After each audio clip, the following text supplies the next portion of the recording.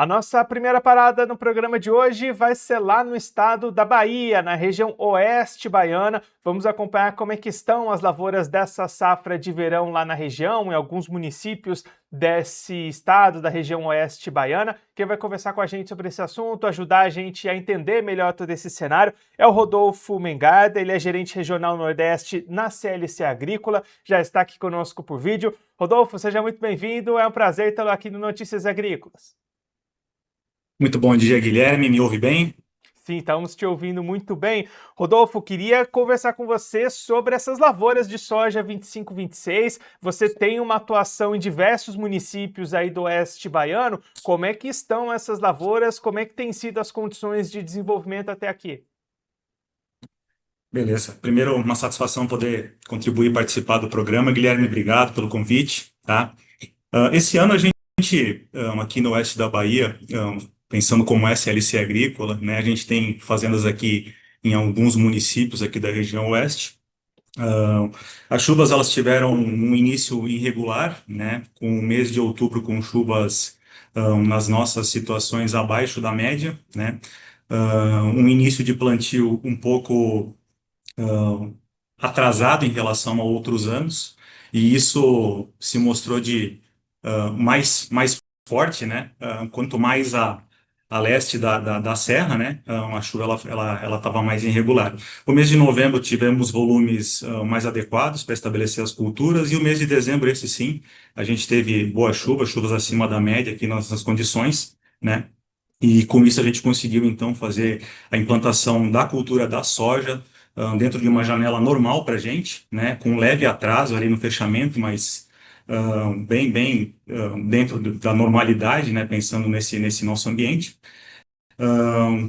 A gente tem um final do mês de dezembro aí com chuvas com chuvas de maneira irregular novamente, algumas áreas nossas mais próximas da serra com chuvas com períodos de 8 a 10 dias sem chuva somente, outras fazendas nossas com 12 a 14 dias. Em algumas fazendas tivemos chuvas no início dessa semana, né?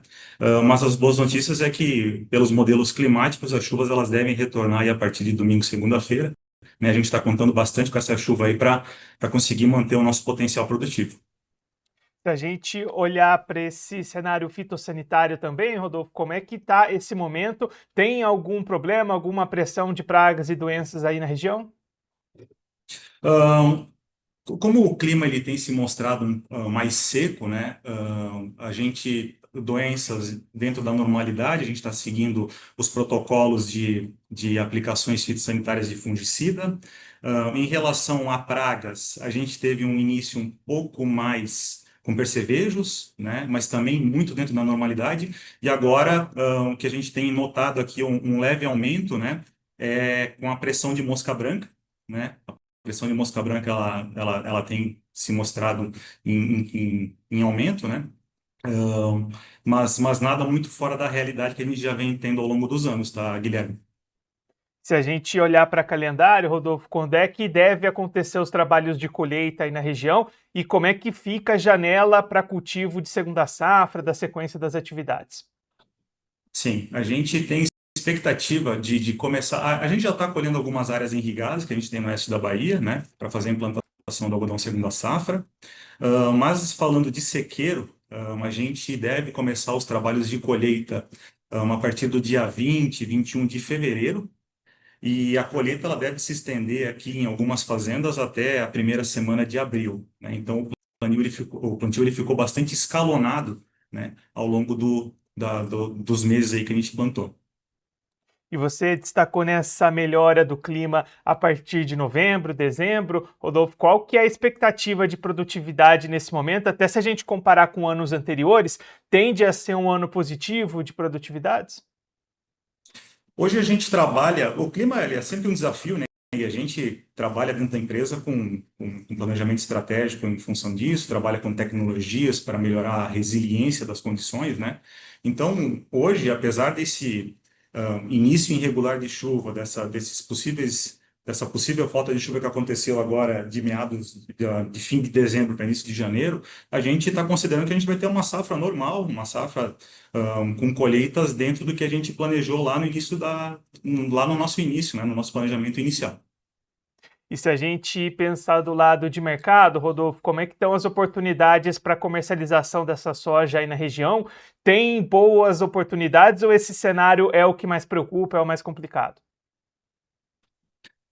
Eu não posso falar de maneira geral, né? Mas os preços eles estão também em condições normais quando a gente olha, né?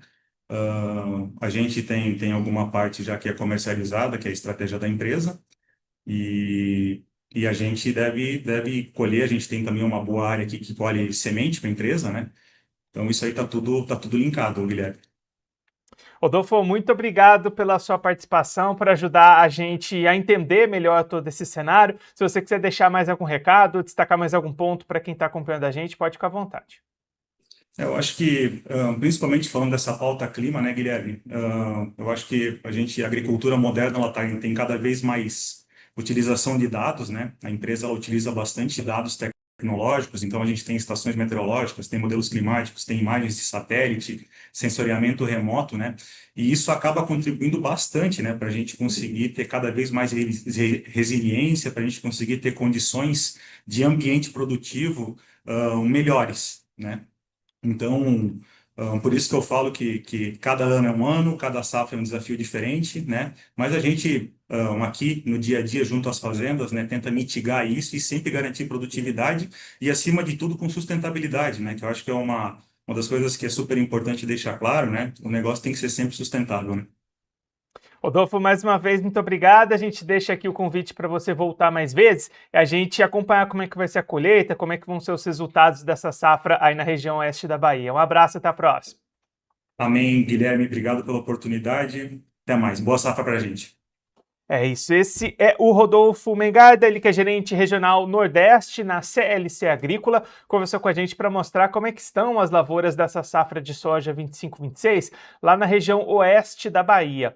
O Rodolfo destacando que o começo dessa temporada foi bastante complicado, houve falta de chuvas, atraso para o início de plantio, o clima no mês de outubro teve chuvas abaixo da média, começou a melhorar esse regime de precipitações em novembro, dezembro já teve chuvas acima da média lá para a região e isso ajudou a melhorar esse desenvolvimento das lavouras. A expectativa é uma safra dentro da normalidade, dentro dos padrões históricos de produtividade para a soja lá na região oeste da Bahia. Rodolfo também destacando a expectativa, essa colheita já começando em algumas áreas irrigadas, que vão ter o cultivo do algodão segunda safra, mas as áreas de sequeiro devendo começar mesmo em meados de fevereiro e podendo se estender até abril, até início do mês de abril, em função justamente desse escalonamento maior que houve no plantio, acompanhando essas condições climáticas. Claro que a gente vai seguir acompanhando de perto esse desenvolvimento e depois os trabalhos de colheita e resultados da soja 25-26 lá no oeste baiano, aqui ao longo da programação do Realidades da Safra e aqui na TV Notícias Agrícolas.